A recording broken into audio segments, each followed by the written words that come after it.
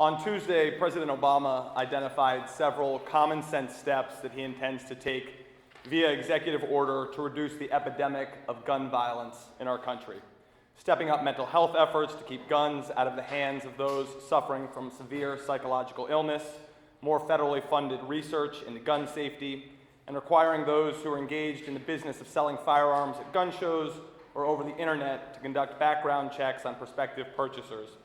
It's hard to believe anybody would object to measures like these, and I'm proud to support every single one of the president's proposals. But I've come to Columbus today to talk about a different gun safety issue, and one that is at least equally important, and which can also be addressed by executive order.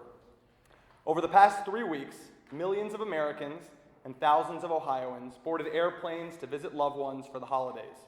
I'm sure they felt safer knowing that terrorists and suspected terrorists identified by our government weren't getting on the planes with them.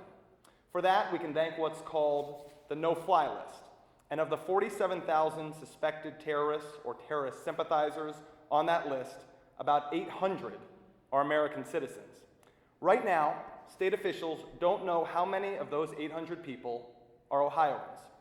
But we do know that thanks to the NRA and its congressional allies, all 800 of those suspected terrorists are still able to buy guns and explosives in this country, and it's all perfectly legal.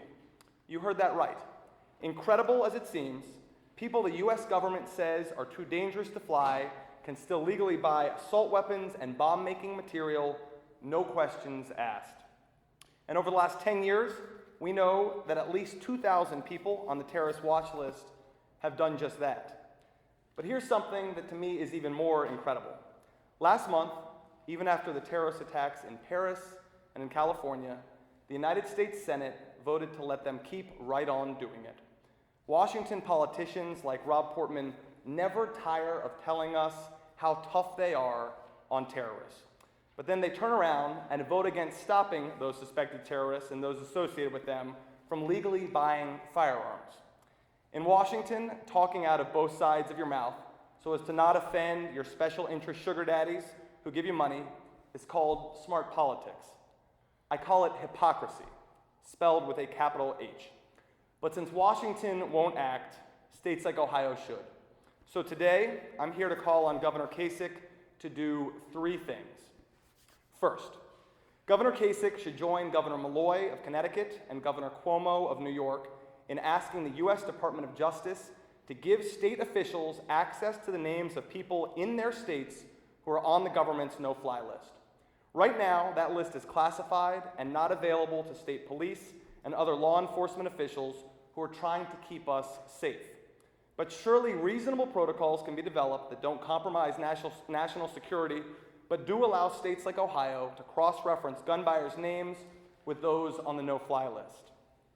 Second, once he gains access to those names, I'm calling on Governor Kasich to issue an executive order barring any Ohioan on the no-fly list from buying guns or explosives in our state. And the governor's order should also rescind any concealed carry permits that may have been issued to those people.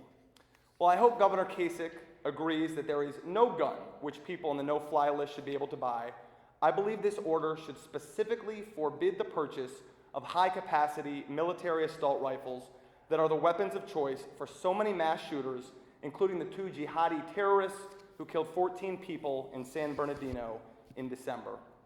Although it is doubtlessly true that no law or prohibition can stop every future terrorist attack, I believe we must try to limit the carnage when such attacks occur. As their name implies, assault weapons are designed to kill enemy soldiers in combat situations. Like former President Ronald Reagan, who supported banning assault weapons in 1994, I believe these guns have no business being on the streets of our cities. And surely we can all agree that assault weapons don't belong in the hands of suspected terrorists. Third, I hope that when Governor Kasich speaks to the Justice Department, he will also emphasize the importance of providing due process to those who believe they have been mistakenly put on the no-fly list. No list is perfect, and mistakes do happen. The late former Senator Ted Kennedy, for example, was once mistakenly put on the no-fly list. And I'm sure there are many others, far less famous than he, whose names have also been added erroneously. People who learn that they're on the list, either because they're not allowed to board a plane or because they're not allowed to buy a gun, are entitled to an expedited appeals process that is both speedy and fair. But let's be clear. It is utterly preposterous to argue, as Rob Portman and a majority of the Senate did in December when they voted to kill the Feinstein Amendment, that because a few people may have mistakenly been put on the no-fly list, we should keep allowing everyone on that list to buy a gun.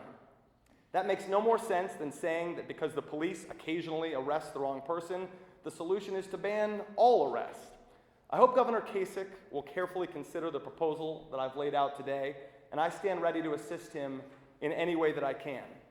Like all Americans, Ohioans expect their elected officials to take every reasonable precaution to protect them against the threat of terrorist attack. Keeping guns and explosives out of the hands of those we suspect of being terrorists is surely reasonable. If Congress won't do it, I believe our governor at least has an obligation to try. Thank you very much, and I'm now happy to take any questions.